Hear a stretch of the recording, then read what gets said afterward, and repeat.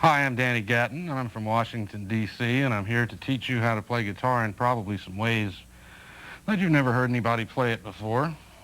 Mainly the picking techniques that I use, right hand, that I've taught myself over the years. Heavily influenced by rockabilly players and jazz players and western swing and top 40 and just about anything there ever was, I've played it.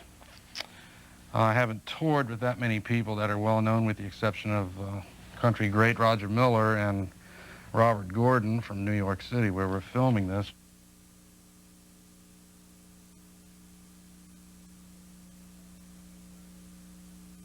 The first thing I'm going to show you here is something about putting strings on your guitar, because most people don't put the strings on properly.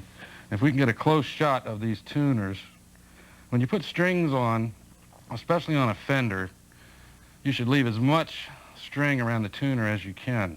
You don't have to perform any magic knots or anything. You just put it in there and wrap it up with a peg winder until it's all the way down to the bottom of the peg, and then pull on each one of them. I've pulled mine before here, but let's see. See how that went flat? So you have to do that to each one. Now, if you've put new strings on your guitar and you can't find a pitch to tune it to, this may sound strange, but the dial tone on a telephone is F. So if you pick up the phone and you hear F, you can tune your big E string here to F.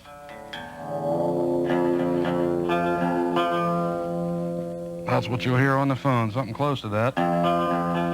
Then you will come up 4 frets on the E string to A, and you will get an A. So you tune your A string. Now, when you have your A in pitch, you can lower your E string back down to E. And that is the 5th fret, double for that. Now, the tuning method that's worked best for me over the years is to use this version of an A chord. And here's a prime example of what it's good for. My first string's a little bit sharp. Rather than tune down on the tuner, because if I tune down on the tuner, as soon as I wail on this thing, it's going to go flat. So if you have to tune it down, bring it up to pitch, and do not pass the pitch or it will slip on you. Also, if it's a little bit sharp, you can just tug it down into pitch. Okay, right now I want to talk to you about picks, for instance. Now, geez, about 15 years ago, I used to use thin, medium-sized picks and Fender rock and roll strings, regular gauge. And then an old friend of mine, Roy Buchanan, who was picking a Telly at that time, I wasn't, was playing a Les Paul. Not that there's anything wrong with that. But he said, try these little jazz picks. They are heavy jazz picks. I'm not endorsing these things for anybody in particular, because a lot of different companies make them, but they're thick.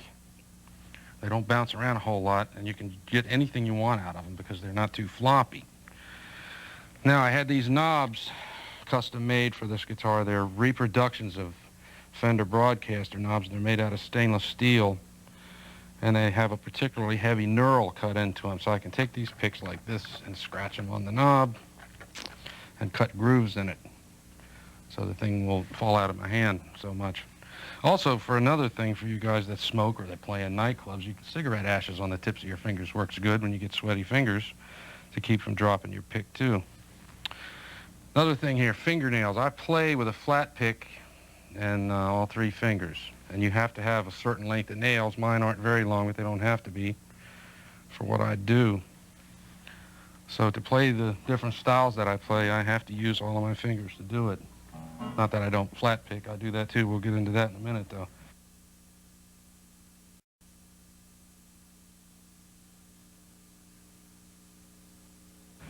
But here's a basic forward roll. I'll turn this echo gadget off here so you can hear how this goes.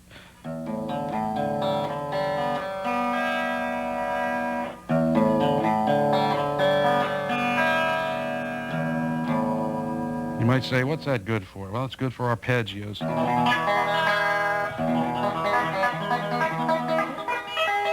That kind of stuff. So that's a forward roll. Very slowly. It's the pick, your middle finger, and then your 3rd finger.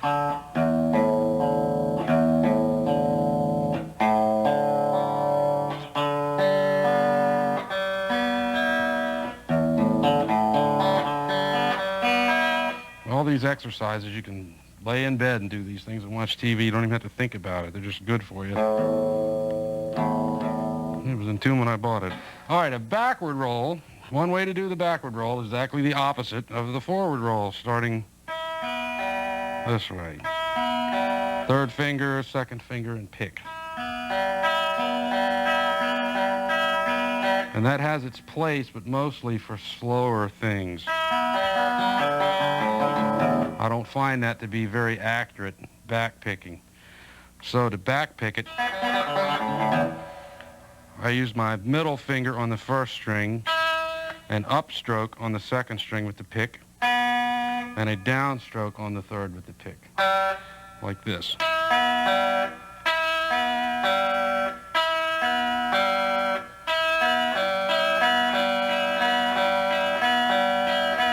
And then just follow it all the way down. So you can sit at home and mess with that one and see what happens.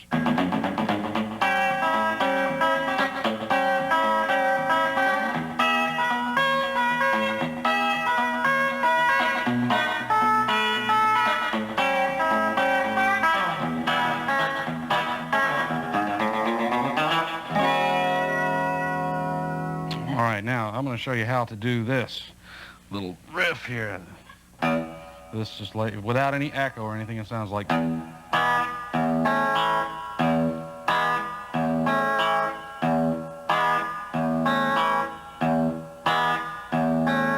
Now, if I play no left hand whatsoever, it's like this.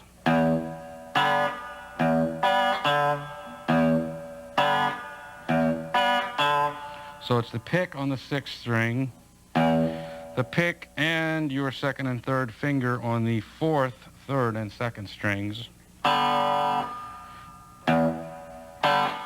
you hit the sixth again. Then the second and third string with your fingers, and the fourth string with the pick. So it's like.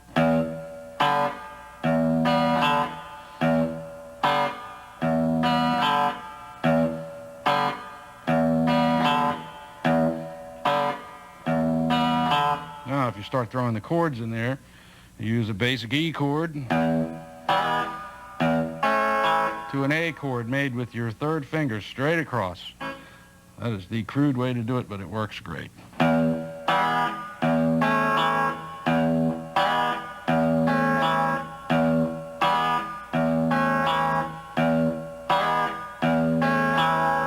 Now, let me show you something else. If I play this thing at speed again with echo, using those methods, it comes out.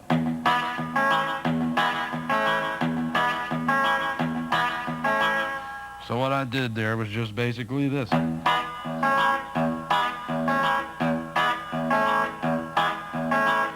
Now, suppose your echo gadget goes on the blink, then what do you do? All right, then you double pick all this stuff like.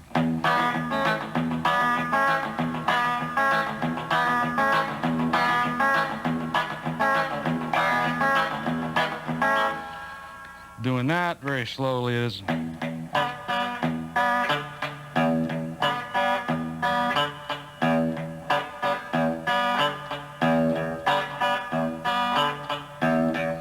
Very slowly, and this is hard to do slow.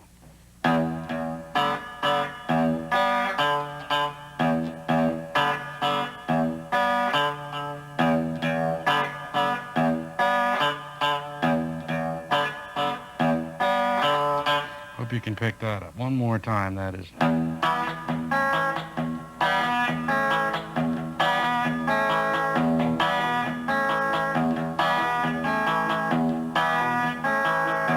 Hopefully that will be of some use to the guys playing rockabilly out there.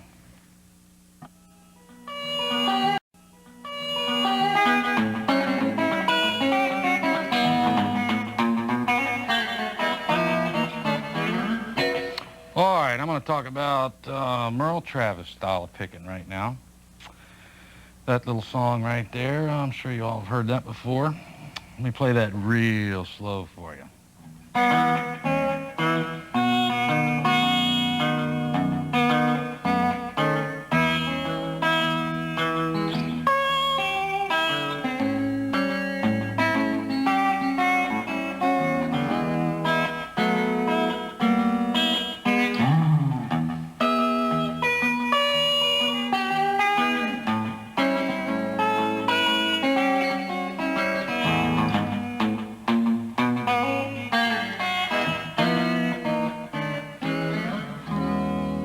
All right, basically, this type of playing is conceived from ragtime piano, I suppose. It's what it sounds like to me. And this is very, very difficult to explain, this method of doing this. We might have to cover more of that in a future edition of this. But let me try this without any left hand whatsoever. And the bass rolls like so, from the 6 to the 4 to the 5 to the 4.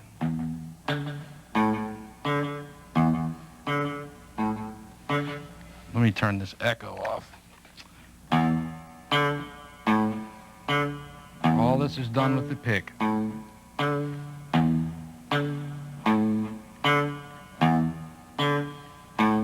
And you stagger the melody lines with it.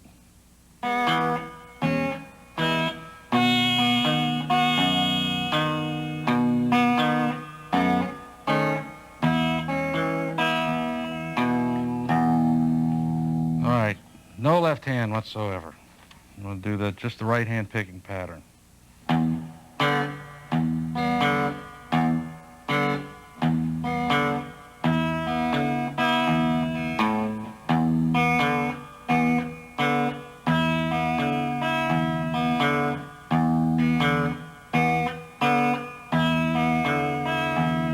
Now add the left hand.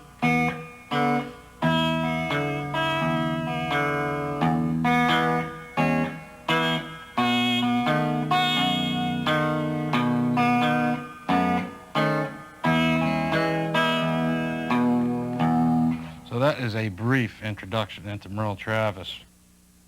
Here's another thing that Travis did that goes like this.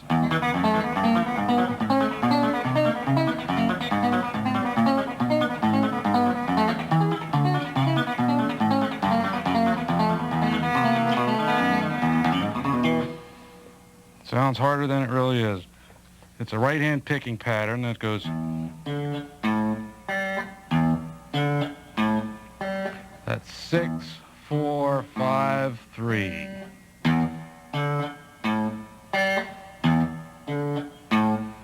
The 6th string and a 5th string are played with the pick. The other strings are played with the 2nd and 3rd finger.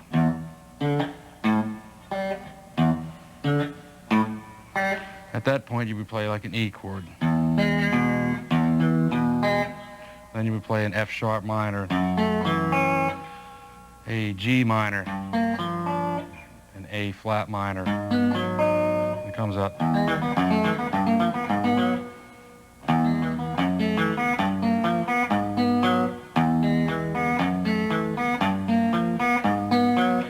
If you notice, there's a little B string note that's bouncing around in there. There's another little added tidbit here.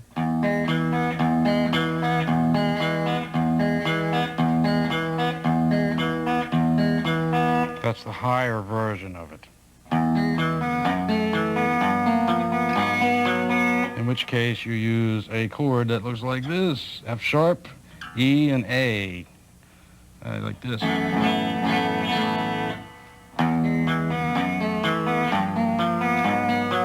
Then you go up to A and do the same thing again. F sharp, B, descending B.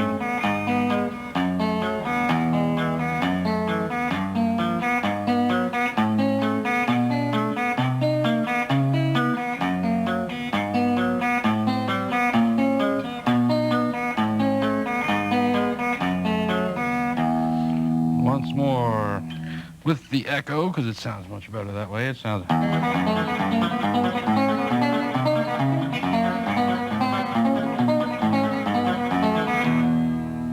All right, kid, you got that? All right, here's another one. Boy, this one's good for Orange Blossom Special. It's a forward-backward roll combined. And I can also play bozo with this, like this.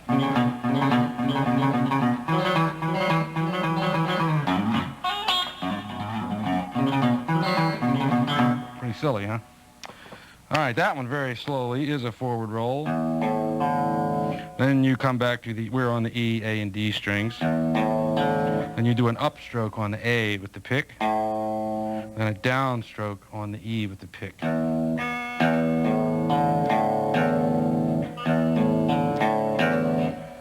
just sit there and do this.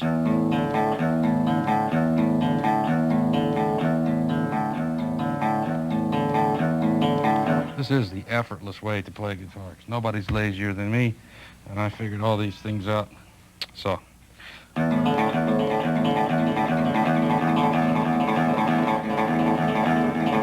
Now, when I play Orange Blossom Special, when it gets to warp factor 10, I do that.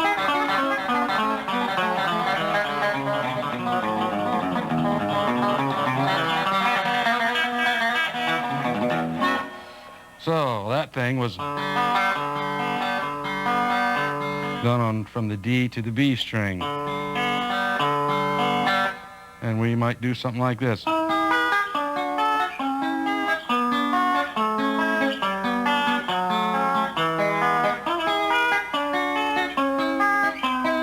No charge for mistakes. So you can sit home and mess with that. E, D, D flat minor, B minor, A, G, F sharp minor, E minor, which is actually being used in the form of an A9 chord. This is an old banjo song here that has a bridge like that.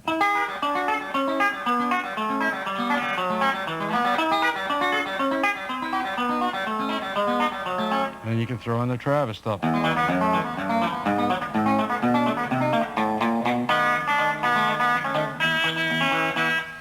Okay, here's another thing I'm going to show you here, the Foggy Mountain Banjo.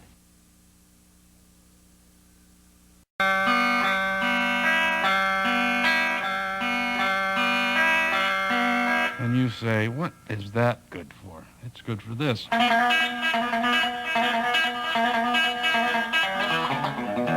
So if we put that together, I'm going to slow this down a second and show you. This is how this tune would go.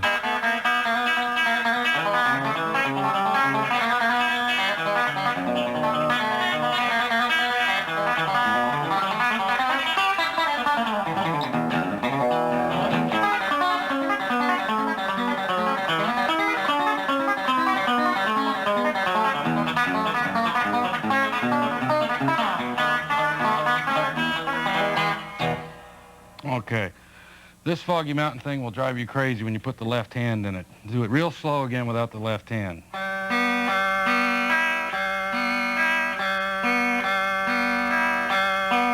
It's like a rumba beat, and there's two ways to do this. There's a way to do it clean and slow, which is...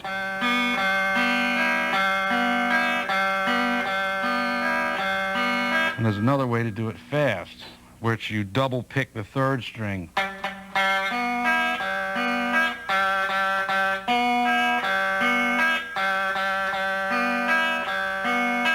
Because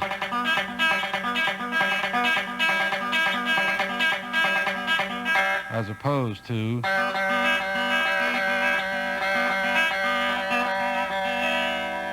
here's how you do the left hand. Boy, this will get you too. You have to play B flat with your second finger and using your little finger to hammer on to B. And you must use your little finger because there is no power in your third finger when you try to hammer on. It's very awkward. So little finger's where it's at.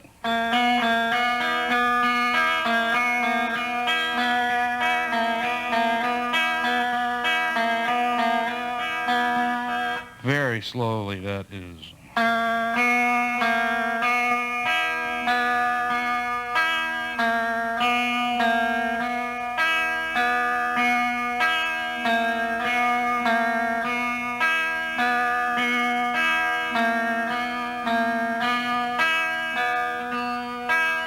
Here's the part that messes up everybody's head. When you hammer on from B flat to B, you have to pick the second string and have an open B. So in effect, you have two B notes. So remember the pattern is, forget the for right now. So we're just going to go, we're going to try to do this. So I'm only picking B flat and I'm hammering on to B, and it's not very loud, but it makes a difference, and I'm really picking an open B. So I'm picking the third string, then I pick the second string as I hammer on at the same time.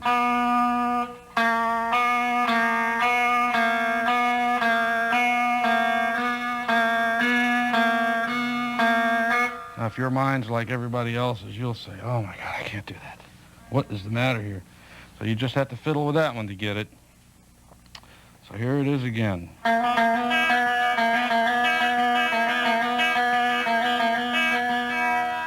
right, here's the fast way, and why it is the fast way is the double picking thing.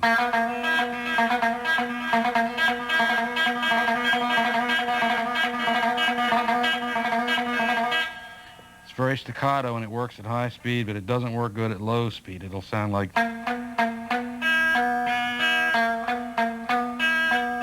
You don't want that at slow speed. You want it to be...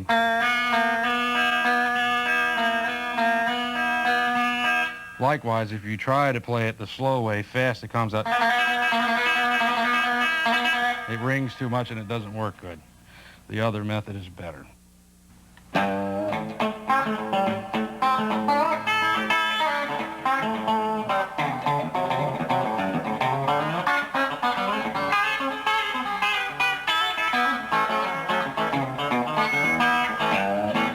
All right.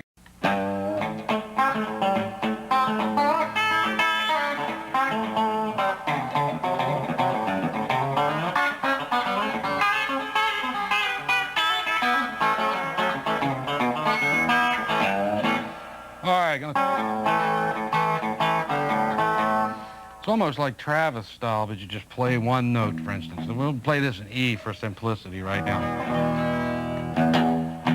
Play quarter notes on E.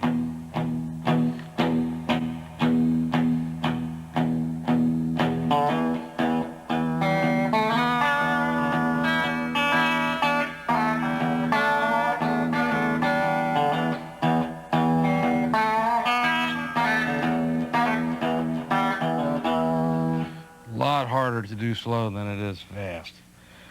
Boy, I wish I knew the good way to tell you how to do that. Strictly a matter of practice. You gotta start that way.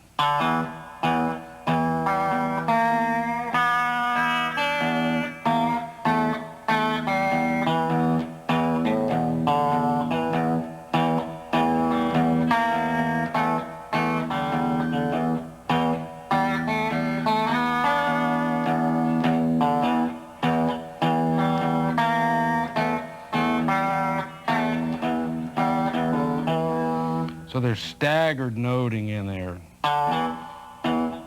All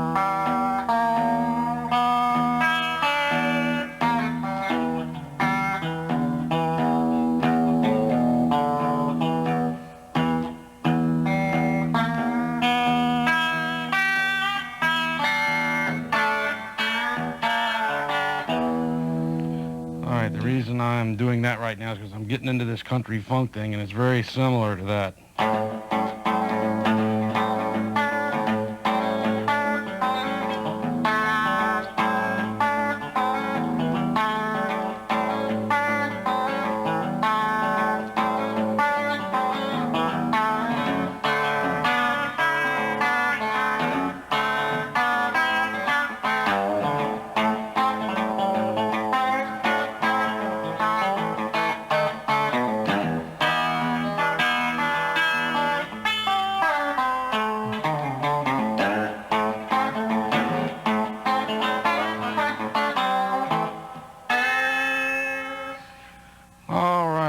Let's talk about that a second. Let's try this thing. This little riff right here is very good for backup for things like working man blues.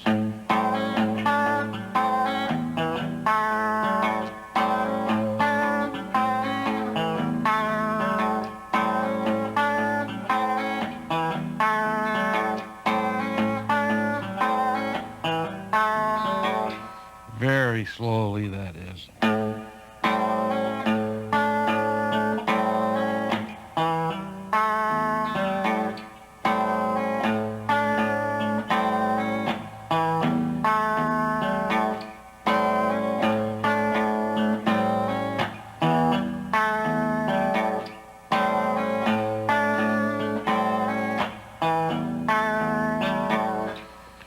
So we have a pattern that looks something like this.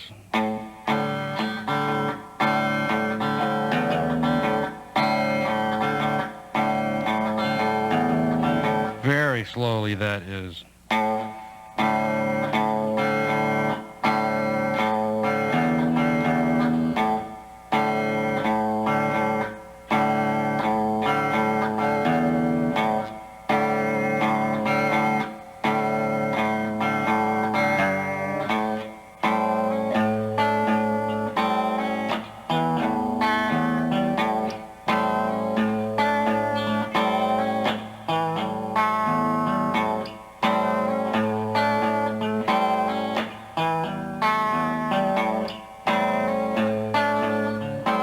Of course, you can carry that on to other chords in higher positions.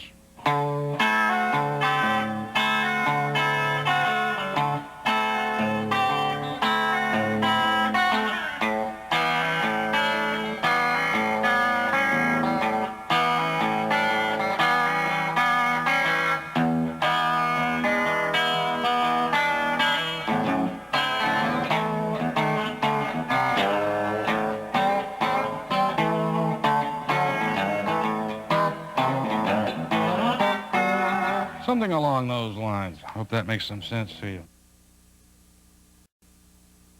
Chicken picking. Aha, there's ways to do that.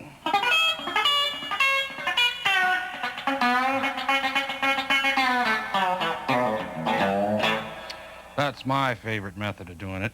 The original way of doing it, I think, is something like this. You'd take an E chord and just roll it down with a flat pick. And that is very difficult to do. As you see, I missed a note too. So I don't advise trying to do it that way, with it just rolling straight down with a flat pick, because it's tough. Okay, another way of doing something like that is you take the E chord. So you're going with the pick, down, up, down. And then you pick the first string with your middle finger.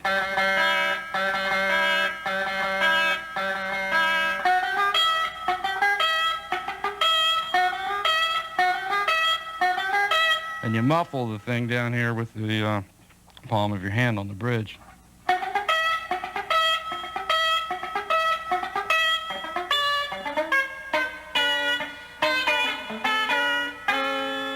All right, so that's one way of doing that. The best way that I think, because it's more staccatos,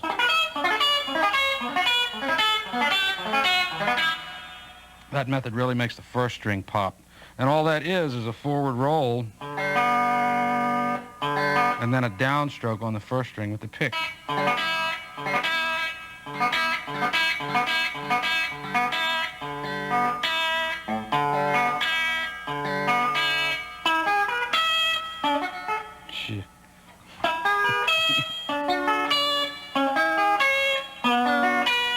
Really hard to do slow.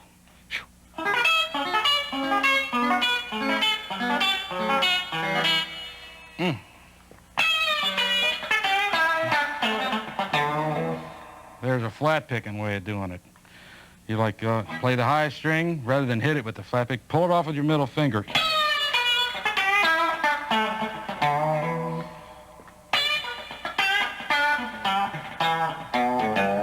And you muffle with both hands. That's pretty hard to explain too. All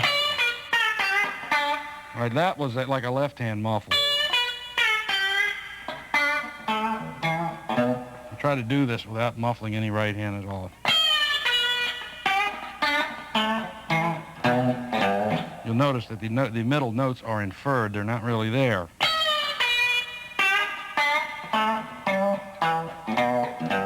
However, I can put them in there.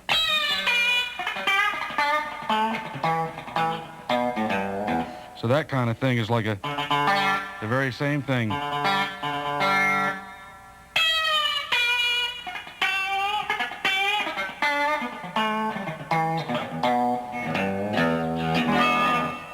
Maybe you'll get some use out of that one.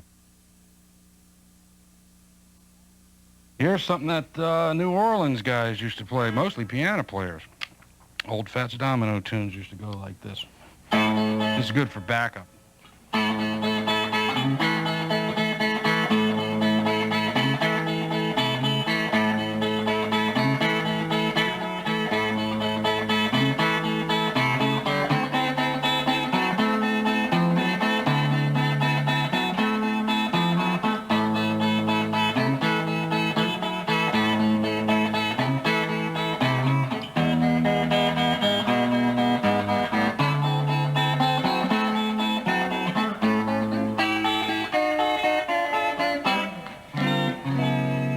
I believe that's called the Clancy bass. So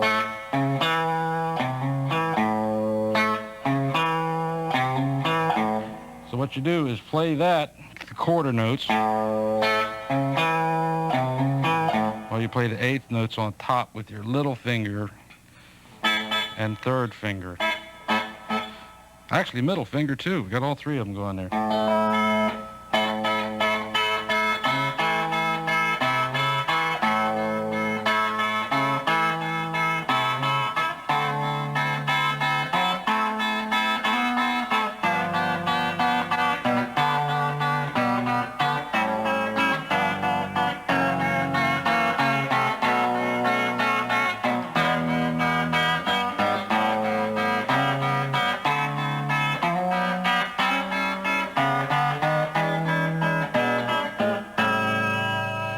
And boy, you get into moving the bass lines all around on the bottom.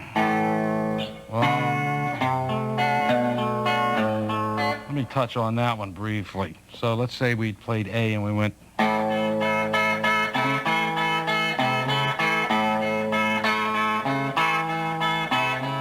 And we're going to go to the 4 chord or D chord.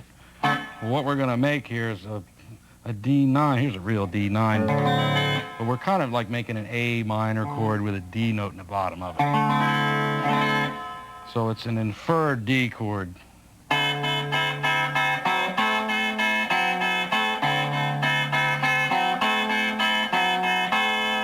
Okay, when you're doing that kind of stuff, if you want to make it interesting, you can like move the bass notes around.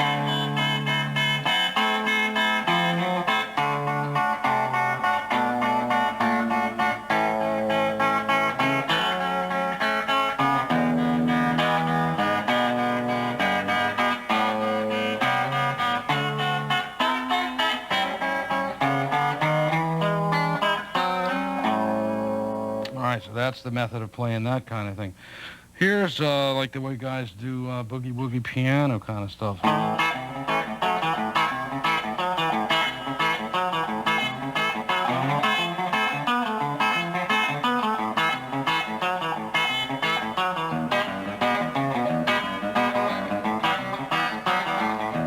love doing that because I like boogie woogie stuff. Wish we had a whole band here for this today. I could get off on that. So that thing is like, you can actually hear the left and right hand on the piano. The bottom's going.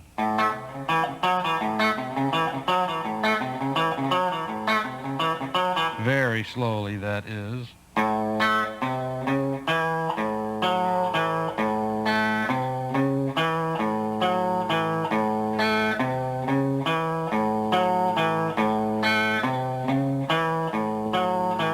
Now, we have to throw in the high end.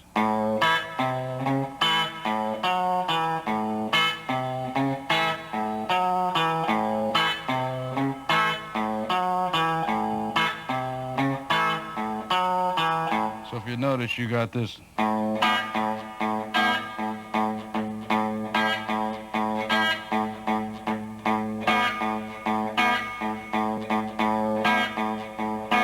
have that thing going on there.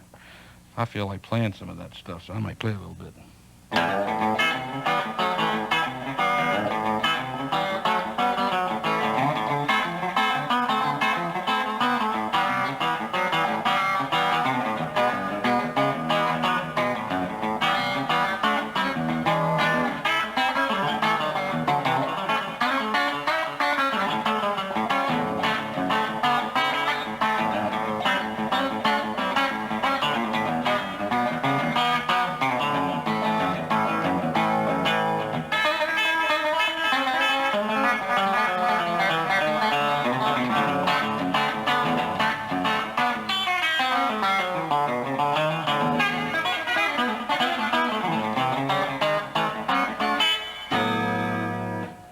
Froggy Mountain banjo lick in there. Quadruple time, warp factor 11 on that kind of stuff. I get criticized for that, but I like to play that way, so frankly, Scarlett, I don't give a damn. Watch it in the booth, boys. This is going to be loud.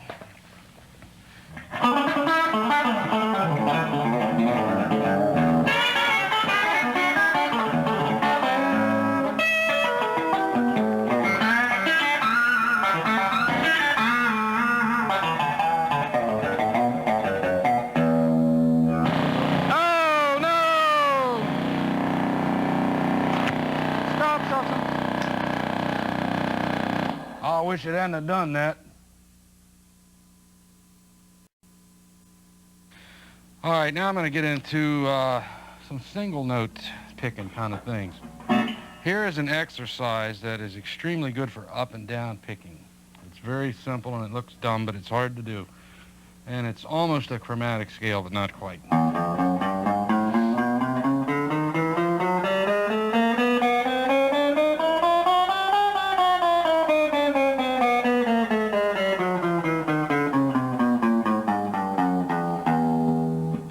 Like much, does it? It's up and down, up and down.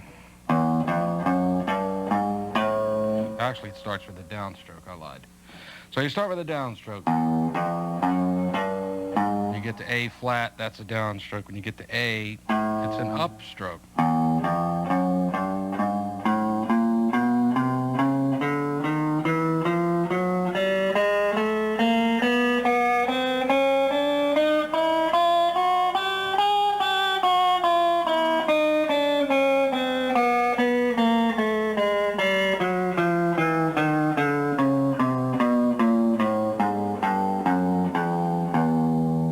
That's a whole pattern for up and down picking, and like I said, it's a almost a chromatic scale, but not quite, just for the sake of it being an exercise. If it was to be chromatic when we got to the G string, we would have to jump to the B string because we'd get the B flat and then we'd have to go to B, but we want to keep all of our fingers playing in groups of fours. Good for the little finger, good for all of your appendages in the up and down strokes. So the E string, the big E, we will start with a downstroke,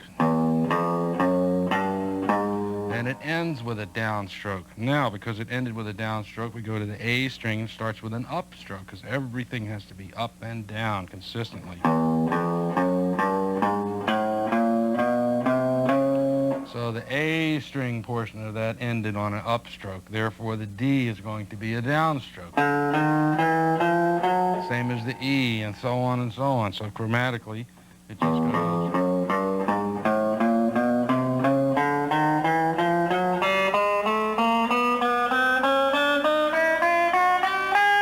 Now, when you get to the A flat on the high E string, that was a downstroke, so you're going to have to come back down with it, and it'll be like this. You don't want to play two A flats, just one.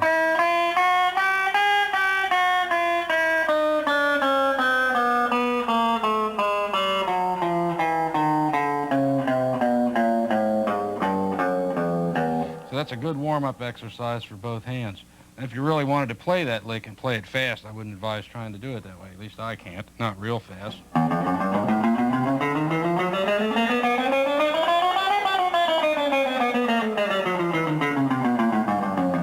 It's about as fast as I can do that comfortably, but there is a way to cheat. And that is to do the E string just the way I showed you, and then when you go to the A string, jump right across with a downstroke, so they all start with downstrokes.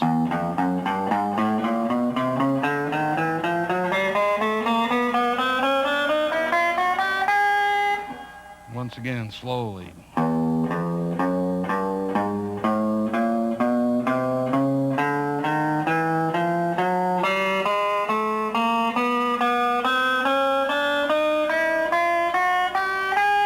Do it quick, it sounds like shit. Can't do it. Oh, pardon me. Painful, painful. Very difficult to do. Not my favorite thing to do. That's why I use it as an exercise and don't use it on the gig much. Okay, a little thing else about single note picking. I use my third finger, or second finger, pardon me, and pick, alternating pickings like...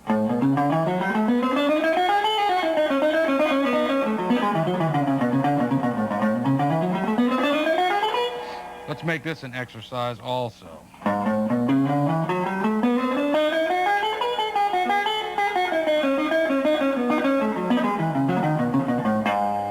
So I'm going to go up and down on the big E string with the pick. When I get to the A string, I'm going to do an up, like a middle finger picking up.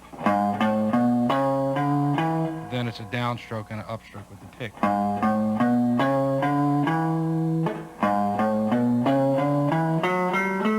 You start the fourth string the same way you started on the sixth. It's a repetitious pattern every two strings.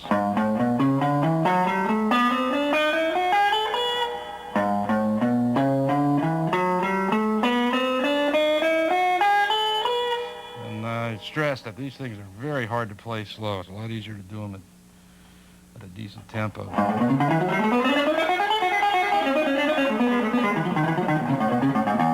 So when you're sitting home practicing this, don't get discouraged because it's hard, because it does take a while to get used to this stuff. There's a thing called circle picking, which is used like jazz players use this sort of thing.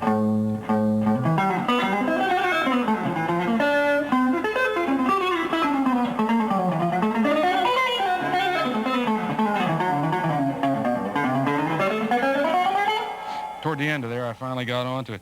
You'll notice that the thumb starts to rock back and forth, and the pick actually forms little circles on the string. That's a good example right there. Works better in triplets, too.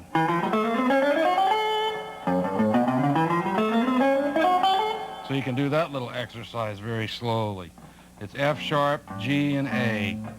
And you just keep moving that down. Second, third, and fourth or fifth fret rather on every string all the way down.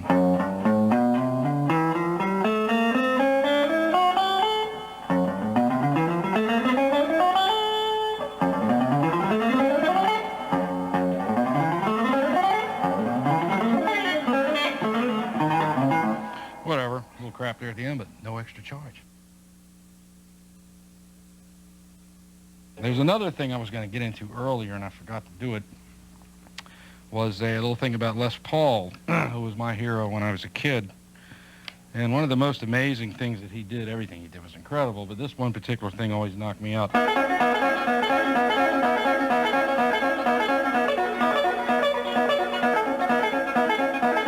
It's a clarinet lick. If you just play it like on the first string, it's good like it tempos, like 2-beat stuff.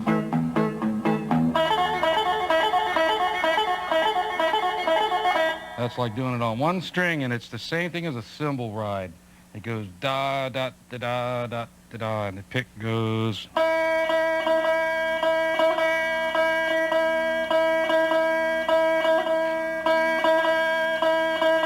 The left hand move is. That's all the left hand is.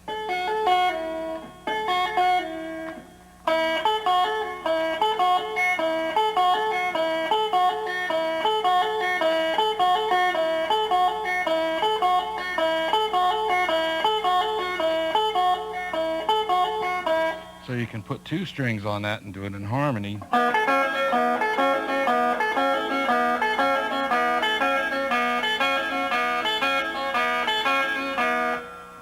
Now it gets to hurt when you start doing it in D. Then you got to do it this way. And if you don't use your little finger, you're in a world of trouble because you can't do this kind of stuff at all.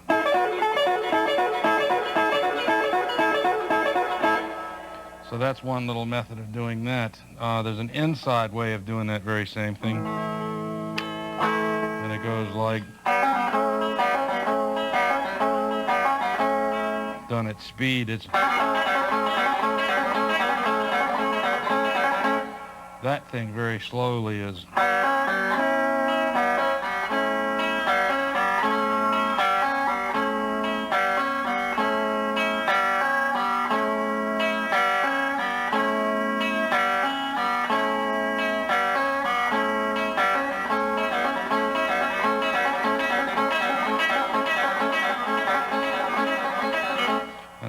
on and so on for that kind of thing.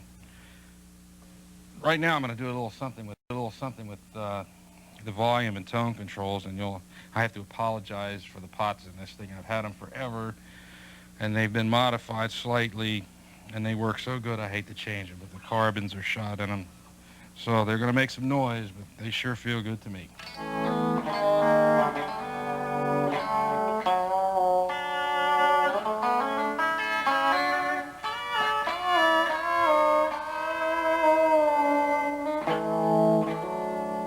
Get steel guitar effects doing that kind of stuff. And the tone control is real good for doing things like Orange Blossom Special kind of stuff, which would go like so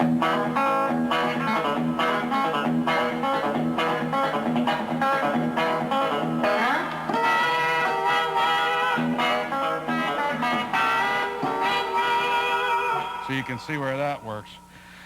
Now, if you are interested in changing the pots in your guitar, your tone pot, to be really effective, should be the type like this one is. And there again, I'm sorry it's dirty, but it almost works like a wah-wah. It goes from completely dead mud to full crack open at about where a number 3 might be on it, though these have no number on them. And from there on up, it does very little. So if you have a linear taper pot, which just tapers nice and straight, you won't be able to do that with your tone pot because you'd have to turn the whole thing all the way around, and you haven't got time for that business. You only got a little bit to go, see? However, the volume pot should be just the opposite. It should be very even from bottom to top.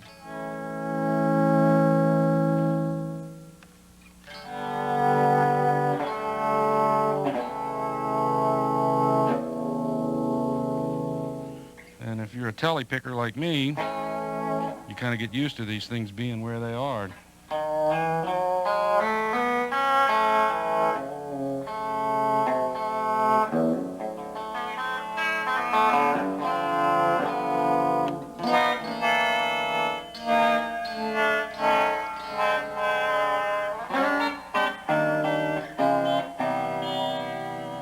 So you too can play steel licks.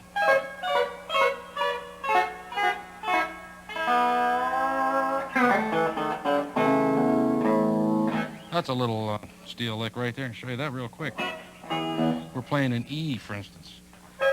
So we want to take an E6th chord at the top, which is also the same thing as a D minor, and go drag the pick backwards. Move it down 2 frets. Same thing both times. Then you would change the chord at the 12th fret, and there's a fret in between each finger there, so you can remember that. Same position down to D. Go to the 6th again.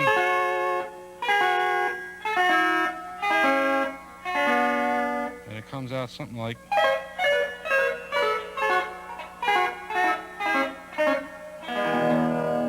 And some sort of neat little steel lick. Let's see, we might throw a couple of hints in here about string bending. A lot of people just try to bend basic strings with one finger. And you go, trying to bend it, and it goes, whoa, and it slips right off because you have no power behind the thing. If you really want to push them, you got to put all 3 fingers behind them and preferably do the bends with your 3rd finger. And you get a little vibrato in there by rocking the thing back and forth on the neck, right in the palm of your hand.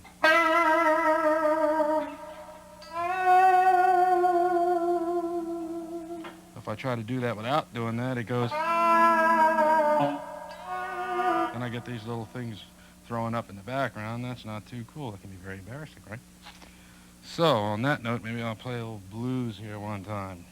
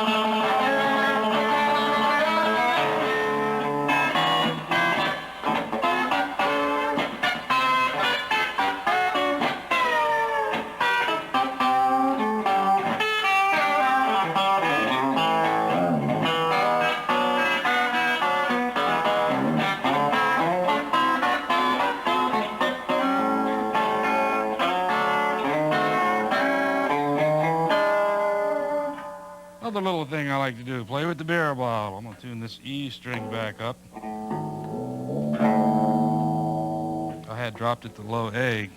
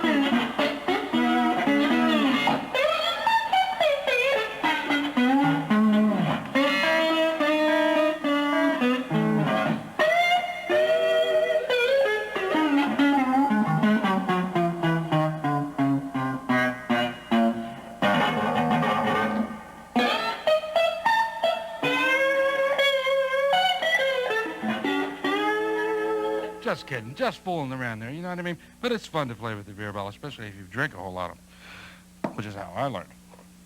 So, on that note, that may just end this particular episode. Hope to see you again.